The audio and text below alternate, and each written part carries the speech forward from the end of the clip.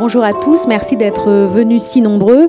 Donc avant de commencer cette journée consacrée au témoignage donc des enfants qui ont franchi ces frontières de la Suisse, peut-être on va donner la parole. Donc on est très heureux, très fiers, comme on l'a dit, d'avoir avec nous ceux qui ont œuvré et pris tant de risques pour le sauvetage de tant d'enfants, donc Georges Loinger, Frida Wattenberg et Liliane Klein-Lubert.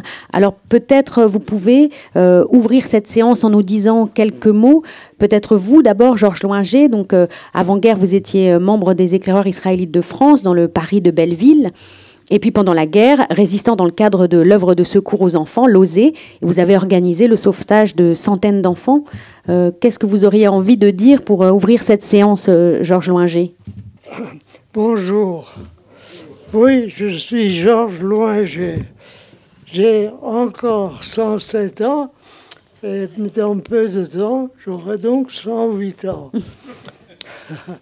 Je suis heureux d'être avec vous et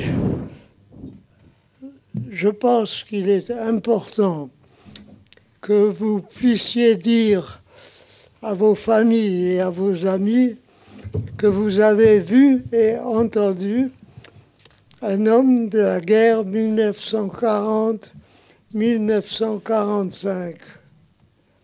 Cet homme que je suis parle allemand parce que je suis né à Strasbourg. Et à Strasbourg, à ce moment-là, en 1910, était allemande conquise par l'Allemagne. Et mon père, je l'ai vu partir à la guerre de 14-18 comme soldat allemand. Et j'ai attendu tranquillement devenu français, parce qu'avant nous étions allemands, devenu français, devenu juif très conscient, et le sionisme venait de naître, et j'étais un sioniste enthousiaste, parce que je pensais que pour nous juifs, tout ça se passait à Strasbourg, gentiment, mais enfin, je savais quand même qu'il y avait des désordres avec les juifs et qu'il y avait des choses pas très possibles pour nous juifs qui nous attendent.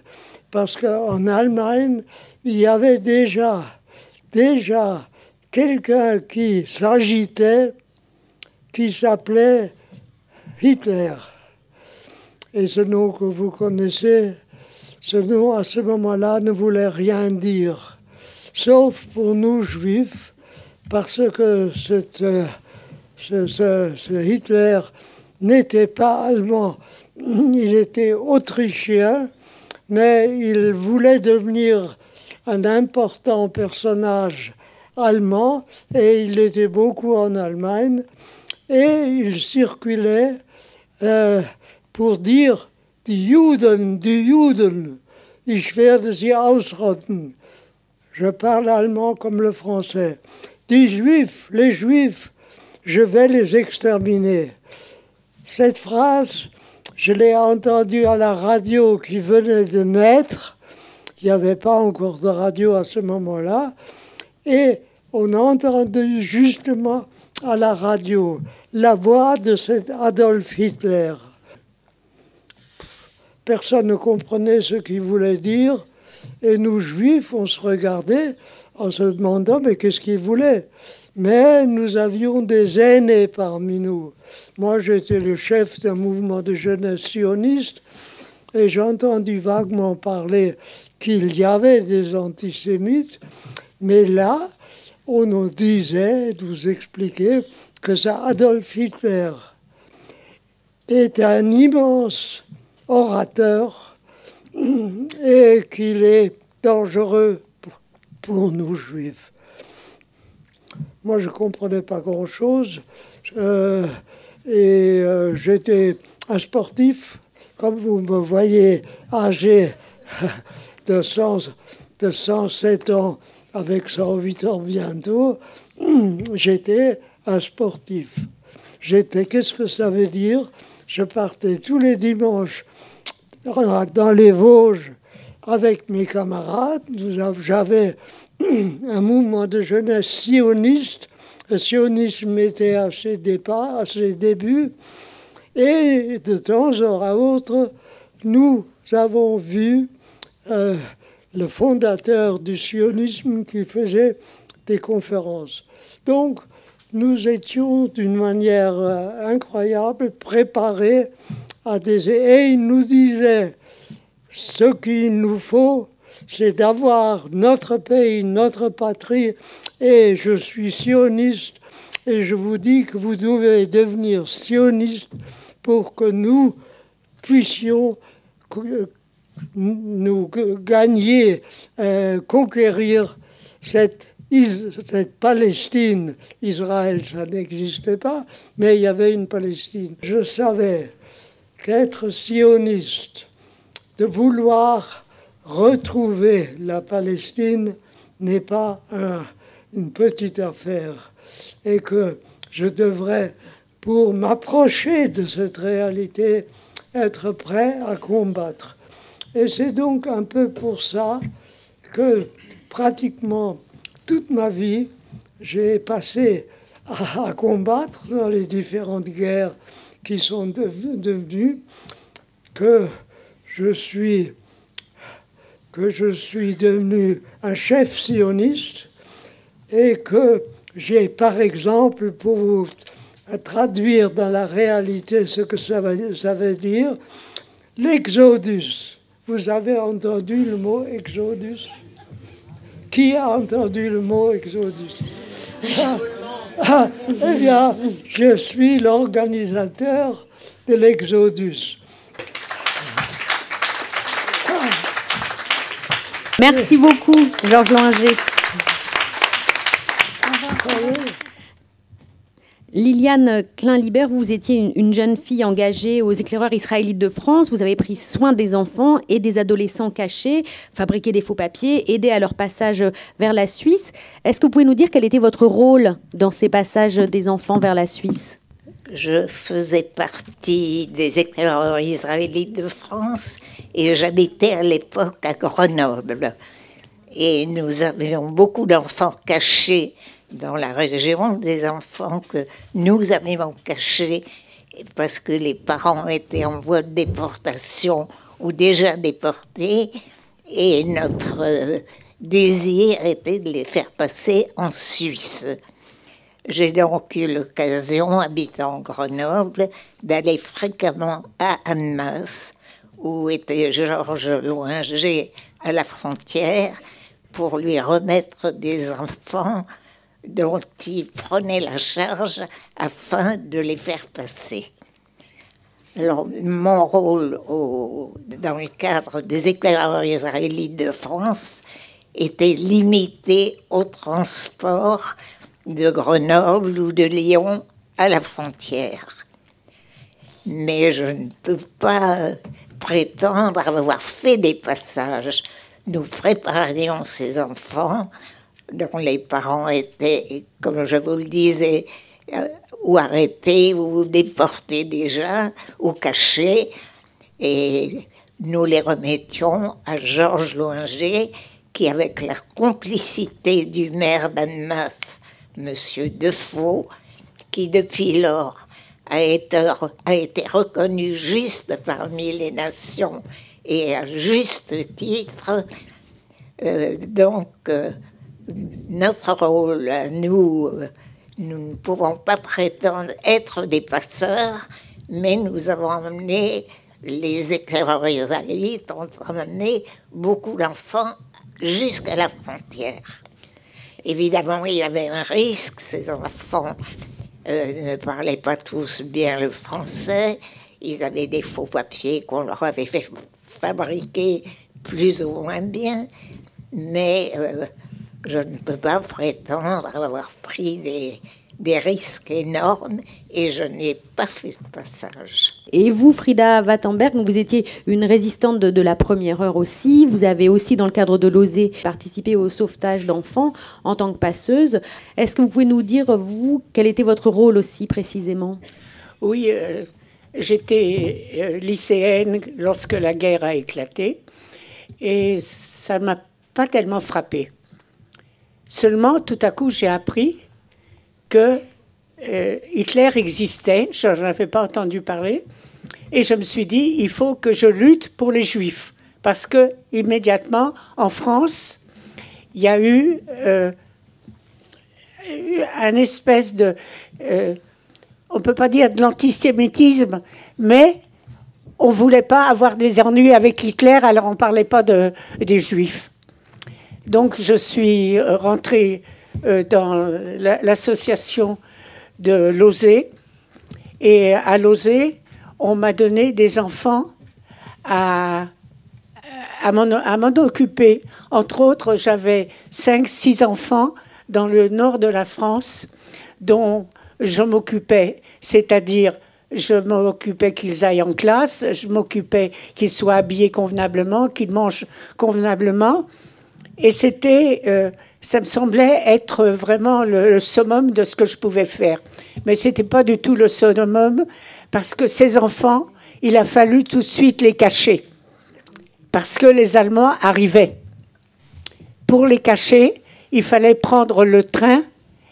Le train, comme nous étions dans le nord, on descendait avec le train dans le nord et on allait jusqu'à Lyon. Pourquoi jusqu'à Lyon ? Parce qu'on savait qu'il y avait des associations juives qui nous aideraient à sauver les enfants d'une autre manière. Et effectivement, j'ai amené beaucoup d'enfants jusqu'à Lyon, où on les a emmenés à la frontière, on les a fait passer à la frontière, on les a fait vivre pendant la guerre à la frontière. Souvent, ces enfants n'ont pas retrouvé leurs parents. Ils sont devenus des adultes normaux, enfin comme on a l'habitude. Seulement ce qu'il y a, ces enfants aujourd'hui, et je sais qu'il y en a parmi vous, qui sont des anciens enfants qui ont été sauvés par les organisations juives, qui ont été gardés par ces associations, qui ont été nourris par ces associations, qui ont ensuite été souvent passés en Suisse. Pourquoi en Suisse ? Parce que c'était un pays neutre à l'époque. Et le passage en Suisse n'était pas facile, mais a été bien organisé. Et personnellement, j'ai fait passer pas mal d'enfants en Suisse, peut-être qu'il y en a parmi vous. Et quand ils étaient en Suisse, ils ont été scolarisés. Quand ils vous racontent leur passage, leur vie en Suisse, c'est pas très heureux parce qu'ils n'étaient pas dans des conditions idéales. Mais au moins, ils étaient dans une région où ils étaient pas en danger. Et justement, peut-être, Frida Wattenberg, est-ce que vous aviez conscience à ce moment-là du degré de danger auquel ces enfants étaient exposés ? Je crois que non, mais nous nous en sommes occupés tout de suite. Et moi, j'ai commencé, les premiers enfants dont je me suis occupée, c'était à Paris, près de la gare de l'Est. Il y avait un home d'enfants. Et tout de suite, la directrice a dit qu'il faudrait les éloigner parce que les Allemands vont arriver. Et c'est à ce moment-là donc, que j'ai pris le train avec des enfants jusqu'à Lyon. Puis à Lyon, on les a passés de l'un à l'autre, c'est-à-dire des amis à nous les ont pris et les ont passés en Suisse. Et c'est comme ça que nous avons, dès le début, commencé à faire tout ce que nous pouvions pour sauver les enfants, c'est-à-dire les recevoir, les habiller, les nourrir et les cacher. Et ça a été une très grande partie de ma vie. Et j'ai encore jusqu'aujourd'hui certains rapports avec certains de ces enfants. Je voudrais préciser que les enfants étaient en particulier des enfants que nous avions déjà cachés en leur fournissant des faux papiers et des planques, étant donné que les parents étaient en voie de déportation ou déjà déportés et que ces enfants correspondaient à ce que la Suisse admettait d'accepter à cette époque-là pour les mettre soit dans des maisons d'enfants de la communauté, soit dans des centres d'accueil particuliers, mais en tout cas, ils étaient à l'abri. Et il était très important de faire passer le maximum d'enfants parce que la zone italienne a rapidement été envahie, comme vous le savez, par les Allemands, et tous les enfants étaient en danger à cette époque-là. Voilà. Je voudrais ici saluer la direction du lycée Victor Hugo à Paris. Lorsqu'on a su que les Allemands arrivaient à Paris, tout de suite, on nous a prévenu, les élèves juifs, qu'il fallait suivre les directives qu'on nous donnait. Si des Allemands arrivaient, quelqu'un de la direction sifflait, et il fallait que nous allions tout de suite dans les caves. Tout un tas de préparatifs du lycée Victor Hugo qui a fait plein de choses pour sauver les élèves juifs. Et il y en a qui ont été déportés. Il y en a une qui est revenue de déportation aussi sec quand la directrice a su que son nom m'échappe, était revenue. Elle s'est renseignée. Elle a appris que dans le nord de la France, il y avait un endroit de repos pour les déportés qui revenaient. Elle a envoyé cet élève tout de suite se reposer dans le nord de l'Europe. Pour vous dire, il n'y a pas longtemps, j'étais assise, je suis en ce moment souffrante et dans un hôpital. J'étais dans ma chambre, et sont arrivées quelques jeunes filles. Elles ne sont pas envoyées ni par le lycée, ni par personne, mais elles sont venues me voir et m'ont dit « Nous avons entendu que le lycée Victor Hugo avait aidé les Juifs. Est-ce que vous pouvez nous raconter ?» Vous voyez, ça se transmet de génération en génération. Et j'ai raconté d'ailleurs. Alors peut-être justement en attendant que les trois anciens enfants donc, qui vont venir témoigner s'installent, peut-être Ruth Fiva-Silberman, pouvez nous donner des éléments historiographiques sur la situation de la Suisse à l'époque et l'importance de cette enclave neutre pendant la Seconde Guerre mondiale. Oui, alors volontiers, je ne vais pas refaire toute l'histoire de la Suisse. J'aimerais parler plus spécifiquement de l'accueil des enfants. De manière générale, les enfants qui sont arrivés en convoi à la frontière suisse n'ont pas été arrêtés, sauf les tout derniers groupes avec Marianne Cohn. Et c'est une très, très belle aventure qui s'est, de manière générale, très, très bien passée. Alors là où Georges Loinger a tout à fait raison, c'est qu'une très grande phase de son travail s'est déroulée sous l'occupation italienne. L'occupation italienne à la frontière suisse, à la frontière du canton de Genève, parce que c'est là qu'arrivent les convois, débute en janvier 1943. En fait, bien sûr, la zone libre est envahie en novembre 1942, mais les Allemands restent encore plus ou moins maîtres de cette zone, et les Italiens, et donc il y a un accord entre les deux pays, s'installent peu à peu et installent en fait leurs douaniers début janvier 1943. Et s'en vont brutalement le 8 septembre 1943, puisque l'armistice, l'Italie a changé de camp, a déclaré l'armistice avec les Alliés et que les Allemands réenvahissent cette zone. Donc, il y a au total à peu près 1160 enfants juifs qui ont été passés en Suisse par ce que j'appelle la résistance juive. La résistance juive, c'est l'OSE, avec le docteur Joseph Weil, son médecin conseil, qui était on l'appelait le prophète, et c'est tout à fait vrai, un homme extraordinairement lucide et un grand homme politique, qui a chargé Georges Loinger de passer en Suisse une certaine catégorie d'enfants.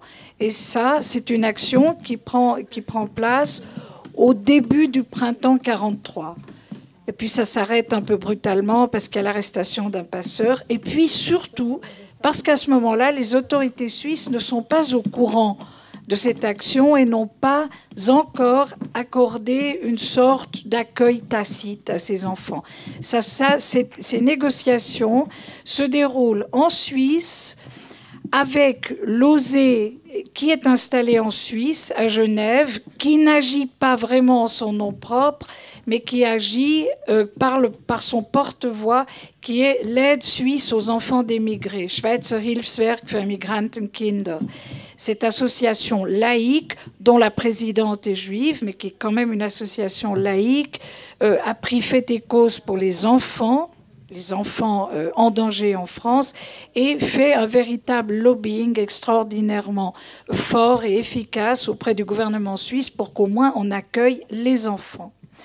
Et à partir du 3e, 4e qu'on voit Loinger, du printemps 43, on voit qu'effectivement, ces enfants sont accueillis, et même s'ils montent sur leur âge. Parce que l'âge, c'était 16 ans. Le couperet, c'est 16 ans. En plus, il faut qu'ils soient orphelins.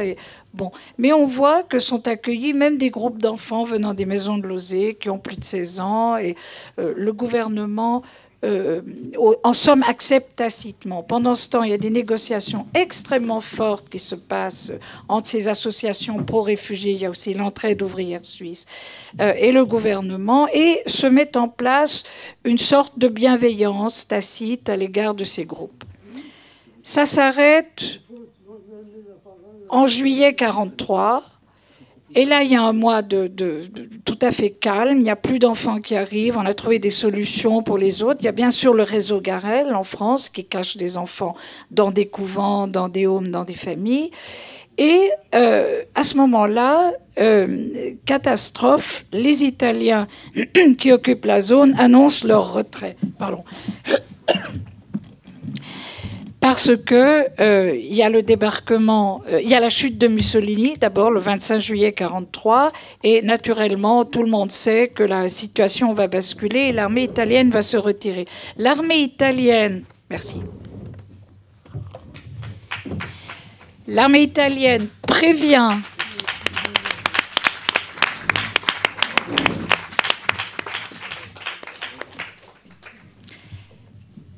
italienne prévient les Juifs là où ils sont rassemblés. Elle les a donc protégés pendant toute cette période. Prévient qu'elle va partir, qu'il faut trouver une solution. Et une partie de cette solution, ce sera la Suisse. L'OSE et le mouvement de la jeunesse sioniste qui entre en scène à ce moment-là et dont a fait partie Frida Wattenberg, et également les éclaireurs israélites, se mettent alors à évacuer des enfants vers la Suisse. C'est la deuxième phase du convoyage des enfants vers la Suisse. Ça, c'est l'été et l'automne 1943. Avec notamment, pour le mouvement de la jeunesse sioniste, Mila Racine, qui va se faire arrêter le 21 octobre 1943. Et ça met brutalement fin à la deuxième phase. Pendant l'hiver, il ne se passe rien. Et au commencement du printemps 1944, troisième phase, cette fois, ce n'est plus Mila Racine, cette fois, ce sera son frère Emmanuel Racine qui s'installe pour faire passer en Suisse ses enfants et qui prend comme lieutenante principale Marianne Cohn. Et on a une troisième phase d'évacuation d'enfants vers la Suisse, dont on fait partie de nos témoins, Isidore et Rosette. La phase de l'automne 1943, on a comme témoins André et Edmond, et puis je vous redonnerai des spécificités. Donc, 3 phases et une action qui a eu un succès absolument phénoménal quand on pense aux dangers que devaient affronter ces enfants. Faux papiers, il fallait les habituer à leur fausse identité, il fallait les préparer, il fallait les déguiser en colonies d'enfants, il fallait les convoyer étape par étape. Liliane Klein-Libert a très très bien expliqué qu'elle travaillait sur une certaine ligne, c'est-à-dire qu'elle convoyait d'un endroit à un autre. Les rôles étaient extrêmement bien répartis et ça a été une organisation de résistance. Il ne faut pas dire résistance humanitaire, c'est vraiment de la résistance. Et on a fait passer en Suisse de cette façon-là, je vous dis, environ 1160 enfants. Alors, une chose encore, un détail important, mais c'est quand même important. Quand ils arrivaient à la frontière, les deux premiers groupes, ceux du printemps 43 et ceux de l'été 43, ils étaient assez mal vus en fait par les douaniers. Parce qu'à Berne, on avait cette bienveillance tacite, plus ou moins arrangée avec les associations, mais ça, à la frontière, ça n'avait pas passé officiellement. Et donc, à la frontière, surtout, on faisait la chasse aux passeurs. C'est ainsi qu'un groupe d'enfants, convoyé par 4 jeunes passeurs, s'est fait arrêter. On leur a tendu un guet-apens. Ça passait aussi dans le film. On leur a tendu un guet-apens. On a posé des gardes-frontières plus loin derrière eux. Puis au moment où tout le monde passait, hop, il y a les lampes qui s'allument et on les arrête. On les trouve avec une pince en main en train de faire passer des enfants. Ces 4 jeunes hommes, lesquels étaient payés par l'organisation, en l'occurrence c'était le mouvement de la jeunesse sioniste. Il faut savoir que tous les passeurs de frontières étaient rétribués. Et ils ont été tous, je n'en connais pas un qui est trahi, qui est mal travaillé ou qui n'ait pas rempli son rôle. Alors ces 4 jeunes hommes sont arrêtés et sont flanqués en prison en Suisse pour 2 mois, ce qui n'était pas extraordinairement drôle. Et bien sûr, on leur confisquait tout l'argent qu'on leur avait donné. Donc à ce moment-là, il y a un basculement. Après cette période d'hostilité à la frontière, le gouvernement civil suisse, et c'est le Heinrich Rothmund qui a été, disons, considéré comme le plus mauvais d'entre tous, l'ennemi, l'antisémite numéro 1, qui ne l'était pas en réalité, qui essayait d'adoucir cette politique qu'il avait lui-même mise en place, fait passer un arrêté fédéral le 3 décembre 1943, autorisant l'accueil de 1500 orphelins juifs. Alors, ils ne devaient pas avoir plus de 16 ans. Résultat, on a falsifié en masse les âges des enfants, on le faisait déjà avant. Ils devaient être vraiment orphelins. Résultat, tous les enfants déclaraient que leurs parents étaient morts, déportés, ce qui, heureusement, pour une partie d'entre eux, n'était pas vrai. Et puis, après les 1500, il n'y en aurait plus un seul. Voilà, ça, c'était au fond la teneur de l'arrêté. Et on n'est pas arrivé, finalement, à ce contingent de 2500 en 1944, mais on est arrivé quand même à peu près à 600 enfants. Voilà, je ne vais pas aller plus. Voilà, alors merci pour ce point historique avant de commencer. Wilfried Silbermann. Alors peut-être, on le sait, un colloque a eu lieu ici la semaine dernière qui a décortiqué les politiques d'asile suisses, leur évolution et surtout leur application et leur impact. Donc les historiens ont exposé la façon dont les organisations clandestines de sauvetage ont utilisé ou contourné ces politiques pour mettre les enfants à l'abri. Et donc aujourd'hui, cette journée est consacrée au récit de certains de ceux qui ont franchi ces frontières ou ont tenté de le faire alors qu'ils étaient enfants. Donc on va peut-être commencer avec votre témoignage, André Panzer. Donc vous êtes né à Paris en septembre 1935. Est-ce que peut-être vous pouvez commencer par nous dire à quoi ressemblait votre enfance avant-guerre? Oui, effectivement, je suis né à Paris et de parents immigrés. Mon père venait de Budapest, ma mère de Varsovie. Ils se sont rencontrés à Paris et de leur rencontre, cette rencontre a permis ma venue en septembre 1935.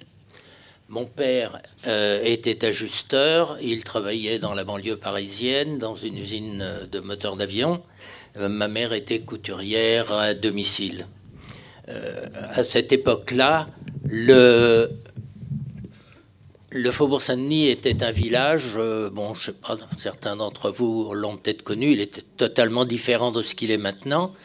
Et on vivait heureux, on était bien, on avait des voisins avec lesquels on s'entendait bien, on était, je crois, me souvenir la seule famille juive dans cet immeuble. Nous y vivions avec ma grand-mère. Mon père est venu de Budapest avec sa mère, 2 frères et une sœur cette sœur a malheureusement été déportée au moment de la rafle du Veldiv avec 4 enfants et son mari. Et à un certain moment, enfin j'avais 5 ans, la guerre est arrivée et mon père est allé s'engager dans l'armée française. Il n'a pas voulu aller dans la Légion étrangère parce que la Légion étrangère avait mauvaise réputation. Et justement, qu'est-ce que vous gardez comme souvenir de cette atmosphère, de l'arrivée de la guerre? En tant qu'enfant, vous étiez jeune à l'époque. Qu'est-ce que vous avez comme image, comme souvenir? Le seul souvenir marquant de cette époque, c'est l'Exode. Un beau jour, mon père est arrivé à la maison en disant « Ça y est, j'ai un chariot ». Ce chariot, c'était un diable qu'il avait pu obtenir aux Halles de Paris. Et c'est un grand chariot plat sur lequel on a entassé quelques valises, des matelas, un fauteuil pour ma grand-mère. Et puis on a quitté le Faubourg Saint-Denis. On a descendu le Faubourg Saint-Denis, la rue Saint-Denis. On est arrivé dans le sud de Paris. Et puis on a continué comme ça. À pied. À pied jusqu'à Orléans. Oui, on a mis plusieurs jours, bien entendu. Enfin, je dois dire que j'ai sans doute pas marché de Paris à Orléans. J'ai dû aussi m'asseoir sur le chariot. Et à Orléans, je pense que c'est la municipalité, ou enfin les autorités, avaient prévu des autocars pour nous conduire plus loin. Et là, ma mère et moi sommes montés dans un autocar qui était complet, juste derrière nous. Et mon père et ma grand-mère sont montés dans un autre autocar. Et puis nous avons été dans 2 directions différentes, ce qui fait que pendant toute l'Exode, à peu près 3 mois, on a été séparés. Ma mère et moi sans papier, sans argent. Et mon père et ma grand-mère dans un autre autocar qui était dans une autre ville, je ne sais pas où. Enfin, finalement, après diverses péripéties, on a été recueillis dans un restaurant. Ma mère y travaillait pour qu'on puisse être nourri. Et elle a écrit à la concierge de l'immeuble du Faubourg Saint-Denis où nous habitions pour lui dire où elle était et que si elle avait des nouvelles de mon père, lui faire comprendre qu'on n'était pas perdu. Bon. Vous alliez bien. Voilà. Au bout de 3 mois, donc, dans le restaurant où nous étions, il y avait également une famille belge qui était réfugiée et qui, lorsque, je pense que c'était l'armistice, a été signé et qu'on est remonté à Paris, c'est eux qui nous ont ramenés en voiture, dans leur voiture, jusqu'à Paris. On a retrouvé mon père et ma grand-mère. Et donc vous êtes de retour à Paris à ce moment-là, André Panzer, et à quel moment est-ce que vous prenez conscience des premières persécutions, des premières lois, du climat qui change pour la population juive en France? Bon, mis à part les restrictions, le silence, enfin, pas parler à n'importe qui, etc. En fait, il faut dire que j'avais 5 ans et demi. Je ne m'en suis pas vraiment rendu compte jusqu'au jour où, enfin plutôt au soir, où un inspecteur de police, un monsieur, pour moi c'était un monsieur, en civil, est venu à la maison pour dire à mon père de ne pas dormir à la maison parce que le lendemain matin, on devait venir l'arrêter. Et ma mère est allée voir la voisine. La voisine avait un fils qui allait en classe avec moi, que je connaissais bien. On jouait chez l'un ou chez l'autre. Elle est donc allée chez cette voisine, lui demander si elle pouvait héberger son mari pendant la nuit. Ce qu'elle a accepté. Et effectivement, le lendemain matin, deux inspecteurs sont venus pour demander à voir mon père. Ma mère leur a répondu, bah, écoutez, il est parti hier, je suis très inquiète, il n'est pas rentré, je ne sais pas où il est. Bon. Ils ont fait un procès verbal et puis ils sont partis. Et cette voisine était originaire du Lot, dans le Quercy, dans le sud-ouest de la France. Et sa mère habitait encore là-bas, dans un village où elle était blanchisseuse. Donc elle a dit à mon père, vous ne pouvez pas rester à Paris, maintenant qu'on vous recherche, il faut que vous partiez. Et elle lui a trouvé un passeur qui lui a fait passer la ligne de démarcation, et ce qui a permis à mon père d'arriver sain et sauf à Prayssac, cette commune du Quercy. Au bout d'un certain temps, il a trouvé un emploi dans une scierie et à se loger. À ce moment-là, il nous a prévenus, il nous a dit la situation est incertaine à Paris, ici en zone libre on risque moins, venez. Et effectivement, avant la rafle du Veldiv, ma mère et moi avons passé la ligne de démarcation dans les broussailles, etc., de nuit, et puis on a également réussi à atteindre la commune de Prayssac. Et alors, ce qui est paradoxal, c'est que souvent dans ces moments dramatiques, pour certains de ces enfants qui se sont retrouvés à la campagne, c'était aussi une découverte de la vie rurale. Absolument, absolument. Le Quercy, enfin, où la commune où nous avons abouti est dans une région viticole où on fait ce fameux vin de Cahors. Mon regard. On était hébergé chez des agriculteurs, un couple sans enfants, assez âgé. Maurice Bouge avait fait la guerre de 14, donc n'avait pas été mobilisé pour la Seconde Guerre mondiale. Et sa femme, Fernande, nous a hébergés dans une dépendance de leur ferme. Et là, je suis allé à l'école, bien sûr, mais pendant les congés scolaires ou lorsque je n'avais pas classe dans la semaine, je participais aux travaux des champs, aux moissons, au battage du blé, aux vendanges, etc. Et quand je raconte un peu plus en détail ma vie à cette époque-là, ma femme me demande « Mais tu y es resté combien de temps ?» Puis en recalculant sur les doigts, j'y suis resté que 7 mois. Mais j'ai l'impression d'y avoir passé quasiment toute ma vie. Et puis, dans cette commune, le secrétaire de mairie a un jour appelé mon père à la mairie en lui remettant un contrat de mariage notarié.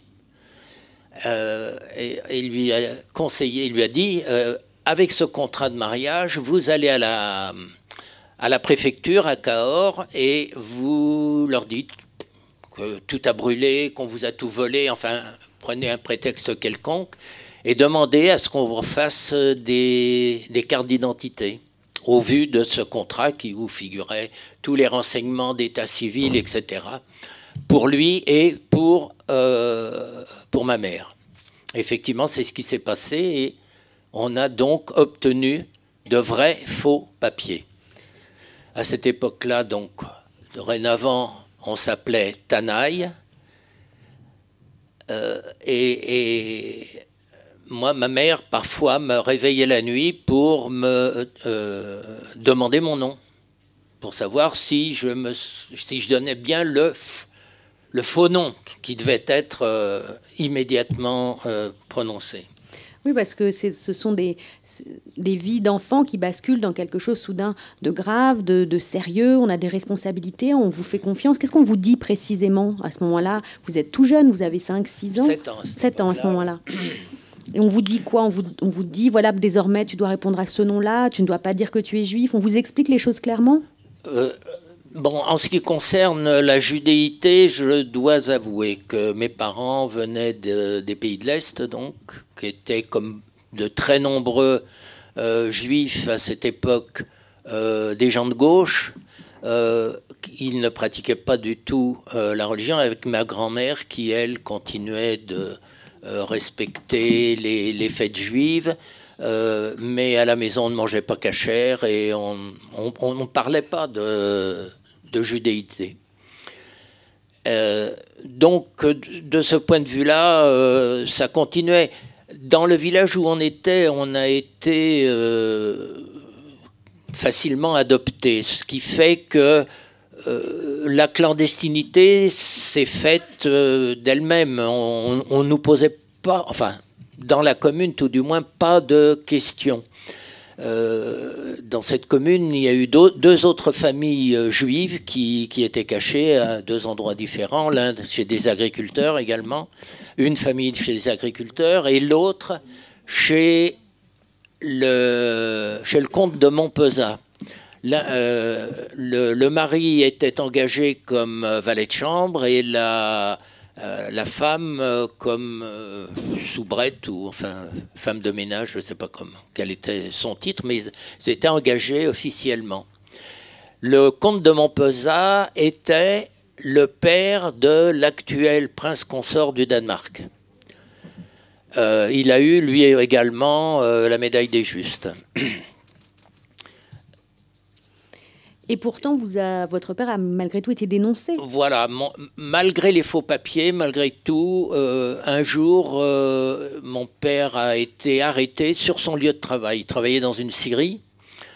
Les gendarmes sont venus et l'ont arrêté là-bas et conduit directement, sans passer à la maison ni rien, directement dans un GTE. GTE, c'est les groupements de travailleurs étrangers qui avait été formé non pas par le ministère de l'Intérieur ou la police française, mais par le ministère du Travail, soi-disant, pour occuper la population sans travail et pour remplacer surtout les prisonniers de guerre français qui étaient en Allemagne. Donc mon père a été interné dans un camp, dans ce groupement de travailleurs étrangers, où le but de ce camp était de couper des arbres pour faire du charbon de bois. À l'époque, les camions fonctionnaient au gazogène, produit par du charbon de bois. Les machines, les turbines dans les usines fonctionnaient plus ou moins avec du charbon de bois. Donc on avait besoin de beaucoup de cette matière première. Et c'est pour ça que dans plusieurs camps d'ailleurs de travailleurs étrangers, on a fabriqué du charbon de bois. Le matin, les internés étaient gardés par 2, voire 3 soldats français, un officier. Et le matin, on les conduisait avec 1 ou 2 soldats dans la forêt. Là, ils étaient chargés de couper des arbres à la hache. Il n'y avait pas de tronçonneuse. C'était un travail très très dur. Ça s'est produit. Enfin, l'internement de mon père a eu lieu de l'automne 42 au mois de mars 43. Pendant l'hiver, il a eu très froid. Couper les arbres, ça faisait transpirer, donc il a dû attraper un chaud et froid. Ils étaient mal nourris, etc. Finalement, il a contracté la tuberculose. Au bout de 3 mois d'internement, 3 ou 4 mois d'internement, finalement, le soir, au lieu de rentrer avec les autres internés, il s'est caché et il s'est évadé de ce camp. Il n'est plus retourné. Je ne sais pas comment il a su, mais comme le disait Georges Loinger tout à l'heure, en zone italienne, les Juifs étaient, pour ainsi dire, protégés. C'est-à-dire que les soldats italiens ont même parfois obligé des gendarmes, les gendarmeries où étaient internés des Juifs, à les libérer en encerclant entièrement les bâtiments, hein, mais, militairement, en fusil à la main, on fait libérer des Juifs, en particulier à Chambéry et à Grenoble. Et donc votre père vous fait rejoindre ces... Donc mon père ayant appris que dans la zone italienne, les Juifs étaient beaucoup plus libres, moins en danger, il est parti à Nice. Une fois arrivé là-bas, il a fait savoir à ma mère qu'il était arrivé à Nice, qu'il était hors de danger et qu'elle vienne avec moi le rejoindre à Nice parce qu'on était plus en sécurité. Et Monsieur Bouge, chez qui nous étions hébergés, nous a emmenés avec sa charrette dans un village voisin, non pas dans le village dont on dépendait, mais dans un autre village pour qu'on ne nous voie pas prendre le train à la gare, qu'on ne sache pas qu'on ait disparu. Puis on a pris le train. Maintenant, je n'ai pas trop de souvenirs sur les étapes qui nous ont conduits à Nice, mais en fin de compte, on a retrouvé mon père. Et là-bas, il y a eu deux raisons. L'une, c'est qu'il y avait énormément, il y avait 40 000 réfugiés à Nice au mois d'avril 1943, et qu'il fallait nourrir ces gens-là, il fallait les héberger. Ça, c'est une des raisons. La deuxième, c'est que les Allemands se plaignaient de la façon dont les Italiens traitaient les Juifs. Donc, en négociant comme ça, les Italiens ont dit aux Juifs, bon, c'est bien, on va les interner, on va les assigner à résidence. Et pour ces deux raisons, la nourriture, le logement et l'assignation à résidence, les Italiens ont, je dirais, séparé la majorité des réfugiés à Nice dans différentes communes de la zone italienne. Certains à Saint-Gervais, d'autres à Megève, d'autres à Saint-Martin-de-Vésubie. Je n'ai plus tout à fait tous les noms en tête, mais enfin dans de nombreuses villes. En ce qui concerne mes parents et moi, nous avons été emmenés dans des autocars militaires italiens à Megève. On est monté de Nice à Megève par la route Napoléon. C'était très beau. Et là, vous vous retrouvez dans un hôtel. Et là, à Megève, les Italiens avaient réquisitionné des hôtels et pour loger les réfugiés. Nous étions dans un de ces hôtels où les adultes, bien sûr, se débrouillaient par eux-mêmes pour nourrir l'ensemble des personnes de chaque hôtel. C'était une vie très communautaire, finalement, dans cette Voilà, hôtel. c'était une vie totalement communautaire, que ce soit du point de vue nourriture. Il y a des médecins qui ont ouvert des genres de dispensaires, etc. On vivait entre nous. La seule contrainte que les Juifs réfugiés avaient, c'était tous les soirs d'aller signer un registre à l'équivalent de la commandanture italienne. Voilà, donc du mois d'avril, quand on est arrivé, ma mère à nouveau inscrit à l'école. Chaque fois qu'on arrivait quelque part et on restait suffisamment longtemps, je retournais à l'école. Donc du mois d'avril au mois de juin, j'étais à l'école. Après, il y a eu les grandes vacances. Et malheureusement, le 8 septembre 1943, les Italiens ont capitulé devant les troupes alliées et les Italiens sont repartis en Italie. De Megève, ils nous ont ramenés à Nice avant de partir et on s'est retrouvés à Nice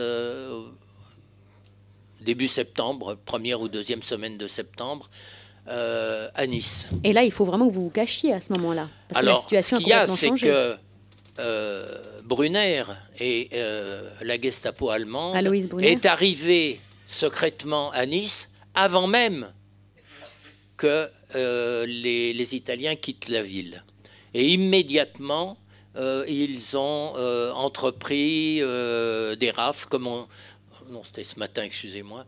À la gare de Nice, tous les gens qui descendaient devaient montrer leurs papiers, bien entendu.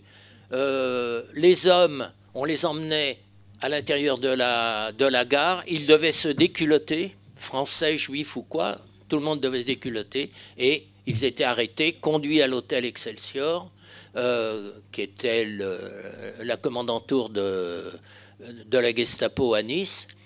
Et de là, déportés, enfin envoyés d'abord à Drancy et puis de là déportés. Donc mes parents se sont cachés. Au lieu d'aller dans des hôtels, comme beaucoup, parce qu'on a tendance à se serrer les coudes, de rester ensemble, mon père a trouvé une pièce, une chambre, chez une particulière, dans la rue Garibaldi à Nice, une chambre qui nous servait à tout. Salle à manger, pour dormir, pour se laver, pour tout. La rue Garibaldi jouxtait la commandanture militaire allemande qui se trouvait dans le château de Nice. Et on habitait juste en face. Par conséquent, les volets étaient fermés 24 heures sur 24. Et le soir, en plus, on mettait une couverture à l'intérieur sur la fenêtre pour que la lumière ne passe pas à travers les persiennes. Et c'est à ce moment-là, André Panzer, que vos parents prennent la décision de vous cacher, de vous trouver vraiment un refuge? Voilà. Il fallait que mes parents prennent la clandestinité complète. Il fallait absolument qu'ils se cachent de manière à ne pas être arrêtés. Et naturellement, avec moi, c'était beaucoup plus difficile. Par conséquent, ils ont eu connaissance d'un organisme. J'ai appris par la suite que c'était le mouvement de la jeunesse sioniste qui avait un bureau dans le sous-sol d'un immeuble. Et mon père est allé, je dirais, m'inscrire, entre guillemets, dans ce bureau. Pendant les discussions, les préparatifs, enfin comment ça allait se dérouler, ce qu'il fallait préparer, ce qu'il fallait faire, etc. Quelqu'un est entré dans ce bureau et il nous a dit « il y a un contrôle de la police ». Et je me souviens qu'on se soit sauvé par le Vassistas, parce qu'on était en demi-sous-sol, par un Vassistas. On est arrivé dans une cour, derrière l'immeuble par lequel on était rentré, et en traversant cette cour dans une autre rue. C'est comme ça qu'on a pu se sauver. Mais j'ai su après que le responsable de ce bureau du mouvement de la jeunesse sioniste, mais je ne me souviens plus de son nom. Yankel Weintraub. Voilà. Jacques Weintraub, lui, a été arrêté. Et donc à ce moment-là, c'est là que se met en place votre départ. Voilà. Mes parents me préparent à ce départ, toujours en me précisant le secret, la clandestinité, etc. Et un beau jour, enfin très rapidement, parce que en fin de compte, j'ai dû rester en tout et pour tout une dizaine de jours entre le moment où on a été rapatrié de Megève à Nice et le moment où je suis parti. Mon père m'a conduit un jour, un matin. Ma mère m'avait préparé une musette parce que, contrairement à ce qu'on a pu voir ce matin dans le film, on voit des enfants avec des valises, avec des grands paquets, etc. Nous, on nous avait précisé une petite musette, un slip, un maillot de corps, des chaussettes. Point. C'est tout. Et c'est avec ça et un billet de 5 francs et une chose très importante, un extrait d'acte de naissance. Parce que ma mère m'envoyait comme ça dans la nature. C'était pas facile pour elle de se séparer d'un enfant unique en plus, et de savoir si un jour elle me retrouverait. Donc pour ça, il fallait que j'aie un document véritable. Pas un vrai faux, mais un véritable document d'identité. Donc c'est avec ces quelques bricoles que mon père m'a emmené à la gare de Nice. Et on est rentré dans la salle des pas perdus, non pas vers les départs, mais là où tout le monde se rassemble. Et il m'a arrêté devant un kiosque ou une vitrine, je ne saurais plus dire avec précision, je dirais un kiosque à journaux. Et il m'a lâché la main, il a disparu, sans me dire un mot. Bien sûr, j'étais prévenu avant le départ. Et puis je suis resté là tout seul. Et donc c'est quelqu'un qui vous récupère. Et au bout d'un moment qui m'a paru très long, on m'a pris par la main, on m'a emmené sur le quai, on m'a fait monter dans le train, on m'a mis dans un compartiment, on m'a assis à côté de 2 personnes qui étaient en train de lire. Et puis on est redescendu du train et c'est fini. Je ne l'ai plus revu. Puis d'autres personnes sont arrivées dans le compartiment. Le train a démarré et puis dans la soirée, on est arrivé à Annecy. À Annecy, les 2 personnes qui lisaient à mon arrivée dans le compartiment se sont levées, m'ont pris par la main, m'ont fait descendre du train et sur le quai se sont approchés d'une jeune femme. Et puis ils m'ont lâché la main. La jeune femme m'a récupéré et les 2 jeunes sont partis, toujours sans un mot. J'ai appris, 60 ans après, que la jeune femme qui m'attendait sur le quai était Mila Racine. Mila m'a emmené dans un appartement à Annecy. Dans cet appartement, il y avait 4 ou 5 autres enfants. Et elle nous a donné à manger et on s'est couché sur des matelas par terre. Et le lendemain matin, on a repris le train d'Annecy pour Annemasse. À Annemasse, elle nous a conduits à la périphérie de la commune, de la petite ville, dans un café-restaurant, un de plus, où on nous a fait rentrer, les 5 ou 6 enfants, dans l'arrière-salle de ce café. Et là se trouvaient déjà aussi à peu près une douzaine d'autres enfants. Ils étaient assis, attablés, et on nous a apporté de quoi manger, un sandwich, de l'eau à boire. Et puis on est resté là à attendre le restant de la journée, plus ou moins en somnolent, jusqu'à ce que, à la nuit tombée, 4 vieux, enfin c'était des jeunes gens, viennent et nous expliquent que c'est eux qui allaient nous faire passer la frontière. Alors ils nous ont donné des instructions, ne pas faire de bruit du tout, ne pas parler, ne pas pleurer, comment marcher sans faire de bruit, etc. Vous étiez avec des jeunes enfants aussi ? Alors, c'est un groupe d'enfants. J'ai su par la suite que l'aîné devait avoir 14 ou 15 ans. Moi, j'en avais 8. C'était le 21 septembre 1943. J'avais ce jour-là 8 ans et 4 jours.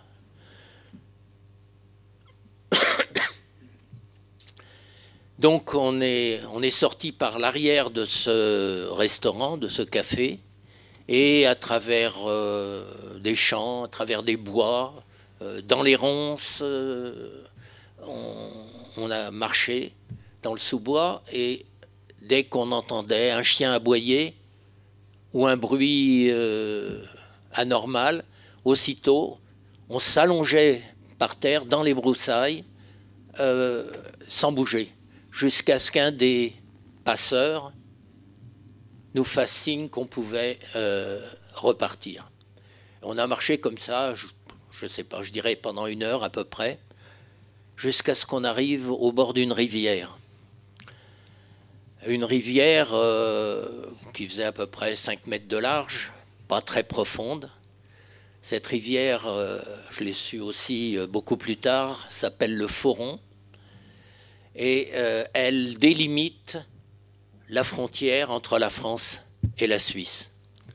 De l'autre côté de la rivière, il y avait les barbelés. C'était une clôture avec des barbelés très serrés qu'on pouvait difficilement escalader. Et un des passeurs est descendu dans la rivière. Il avait de l'eau à peu près jusqu'aux genoux. Et il nous prenait sur une berge, nous posait de l'autre côté, en nous disant, dès qu'on était de l'autre côté, de ramper sous les barbelés et de courir le plus loin possible. Et c'est ce qui s'est passé pour la vingtaine d'enfants que nous étions dans ce groupe. Alors, qui vous récupère à l'arrivée?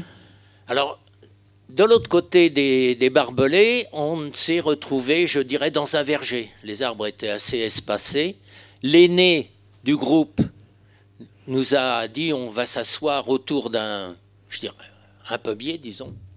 Et elle nous prévient en nous disant dès que on voit quelqu'un, un adulte, on se met tous à pleurer pour qu'il sache qu'on est des enfants. Et au bout d'un moment, on a vu une ombre, une pèlerine plus ou moins de camouflage, avec un fusil et un casque allemand. Et c'est ce que tous les enfants qui ont passé la frontière, au moins à Annemasse, je ne sais pas ailleurs, ont pu constater et avoir cette crainte, cette peur de s'être trompés et d'être en Allemagne.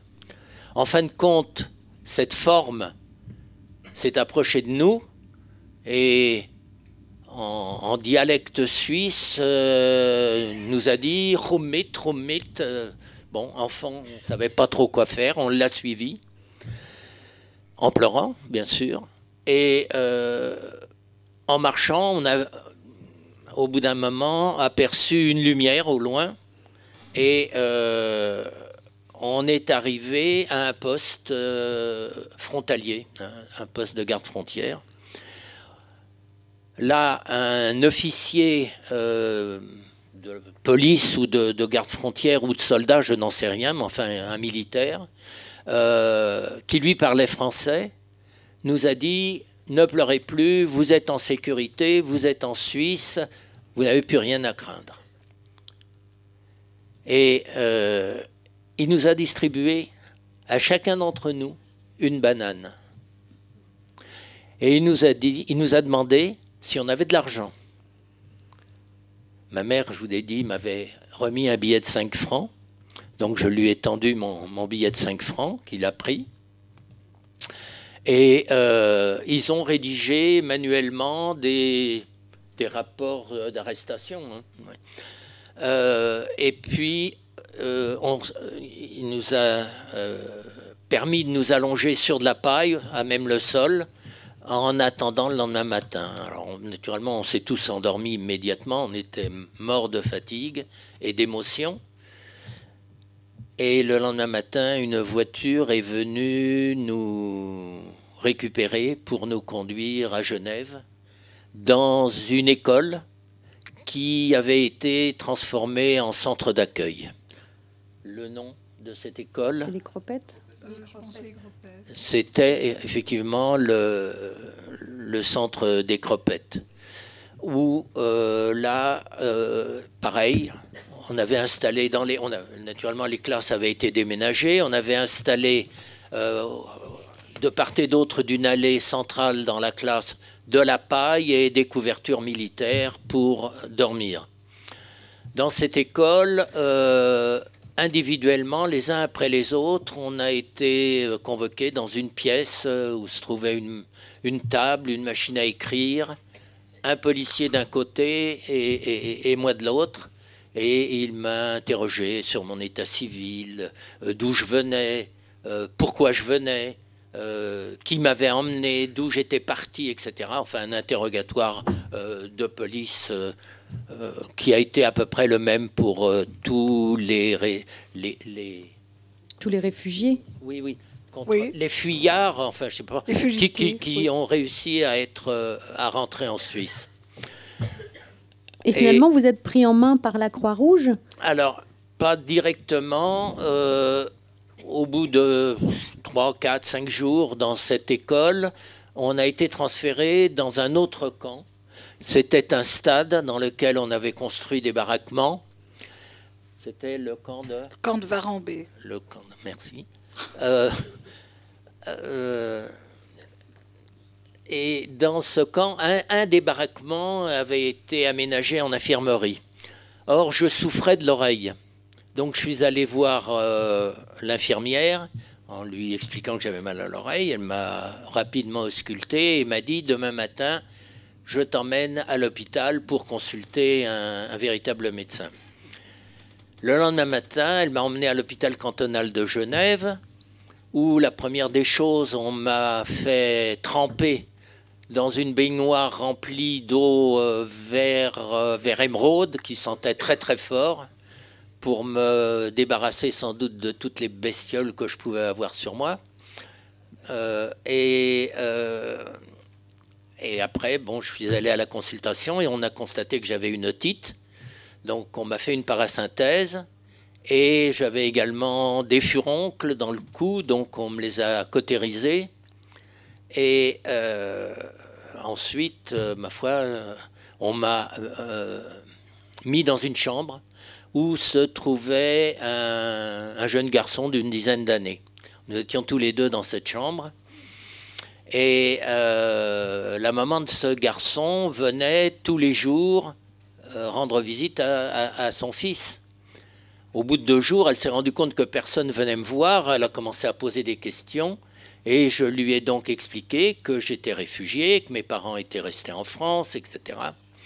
Donc, de ce jour-là, tout ce qu'elle apportait à son fils, elle me l'apportait à moi aussi.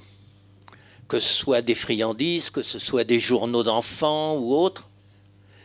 Elle s'est occupée de moi quotidiennement pendant les 4 ou 5 jours où je suis resté encore dans cet hôpital. Et puis, l'administration sanitaire, médicale, je ne sais pas, a décidé de m'envoyer dans un hôpital pour enfants. Pourquoi? J'étais pas malade. Mais il m'a été dit que l'administration hospitalière pensait que je serais mieux nourri, que j'aurais une meilleure hygiène à l'hôpital que dans un camp, à dormir sur de la paille et à être à l'extérieur d'un baraquement toute la journée, qu'il pleuve ou qu'il fasse beau. Donc je suis resté 3 semaines dans cet hôpital pour enfants. Et Madame Bassin, la maman de mon petit voisin, a continué à venir me voir dans cet hôpital pour enfants. Et lorsqu'on a su que mon séjour à l'hôpital se terminait, elle m'a tricoté un pull-over. Elle m'a cousu une culotte. Et le jour de mon départ, un soldat est venu pour me ramener au camp. Ce soldat, c'était le Wagmestre. On était gardé par l'armée suisse. Le Wagmestre est venu me prendre à l'hôpital et pour retourner dans un camp. Ce n'était plus à Varambé, mais dans un camp installé chez un horticulteur. Alors là, pareil, je ne connais pas le nom. Oui, c'est le camp du Petit Saconnet, mais ça n'a pas grande importance. Bon, enfin, c'était à la périphérie de Genève, et on a pris le tram de l'hôpital pour retourner au camp. Mais avant de prendre le tram, le soldat est entré avec moi dans une boutique et m'a acheté une tablette de chocolat. Et puis on est arrivé dans ce camp. Dans ce camp, je me suis retrouvé seul enfant, sans parents, interné dans ce camp. Il y avait d'autres enfants, mais ils avaient leurs parents. Soit ils étaient plus jeunes, soit les parents avaient réussi, par un moyen ou un autre, à rester en Suisse malgré l'âge de leur enfant, parce que les parents ne pouvaient entrer en Suisse qu'accompagnés d'enfants de moins de 6 ans. Or, à l'époque, j'avais 8 ans. C'est la raison pour laquelle, je suppose, mes parents ne m'ont pas accompagné.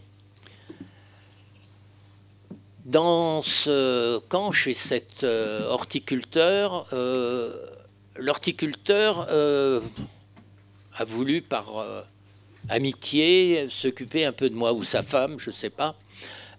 Et comme on était proche des fêtes de fin d'année, on était en novembre à peu près, elle m'a donné des pots de fleurs vides, fêlés, et un marteau, pour les casser, pour faire des tessons. Pour mettre ces tessons au fond des potées, des pots de fleurs, pour que la terre ne passe pas à travers le trou. Donc j'ai cassé des pots de fleurs. Et pour ça, par semaine, il me payait 1 franc suisse.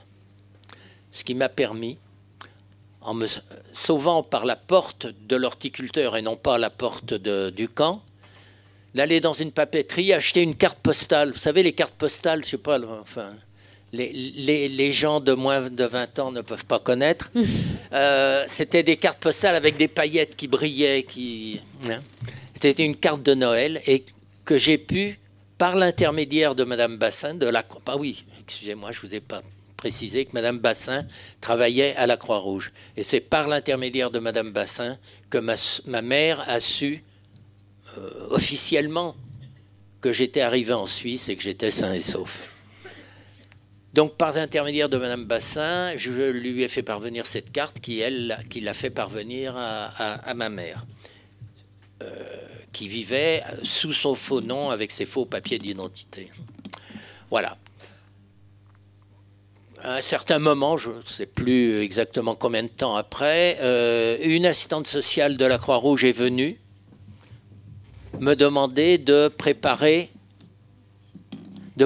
mes affaires parce que le lendemain, elle allait m'emmener à la gare pour aller dans une famille de gens très gentils qui allaient me recueillir. Effectivement, on est allé à la gare de Cornavin, m'a mis dans le train, m'a confié à des voyageuses en leur disant qu'à Zurich, il fallait que je change de train, donc qu'elles me descendent sur le quai. À Zurich, j'avais une grande étiquette avec mon nom, mon lieu de provenance et mon lieu de destination. Et sur le quai attendait une autre assistante sociale qui m'a fait changer de train, ça a recommencé comme ça. Et à un autre endroit, dans le canton de Zurich, on m'a fait descendre et là m'attendait une dame grande, mince, avec, ça a été ma première impression, elle avait des grandes nattes roulées en macarons sur les oreilles. Ça m'a beaucoup, des écouteurs, ça m'a beaucoup impressionné, mais cette dame est venue vers moi, elle parlait français, avec un fort accent, mais elle parlait le français, et elle a vu comment j'étais, j'avais donc une culotte, un pull vert, je ne sais pas si j'avais une chemise en dessous, mais c'est tout ce que j'avais, avec ma petite musette sur l'épaule. Elle m'a dit, c'est tout ce que tu as comme chaussures, comme vêtements? Ah, oui. Ah bon. Eh bien, avant de reprendre un 3e train pour aller chez elle, elle m'a emmené dans le village, dans un magasin de chaussures, pour acheter des chaussures d'hiver, des chaussures de montagne. Alors, André Panzer, on sait que vous avez... Enfin, on peut dire que vous avez passé des moments assez doux et assez agréables dans cette famille qui vous a accueilli. Et peut-être vous pouvez nous dire comment vous êtes arrivé à Paris, comment vous avez retrouvé votre famille à Paris. Oui. Bien, du fait que je suis resté en relation avec ma mère par l'intermédiaire de Madame Bassin pendant toute la guerre, on a correspondu à peu près une fois par trimestre. Une fois la guerre terminée, ma mère a demandé mon retour à Paris. Et la famille qui m'a recueilli a répondu, bien sûr, c'est votre fils, on vous le renvoie, mais si vous avez le moindre problème, on est prêt à le garder et même à l'adopter. Bon, finalement, je suis rentré à Paris avec mon camarade Isidore, dans le même compartiment. Il ne veut pas le croire, mais c'est vrai.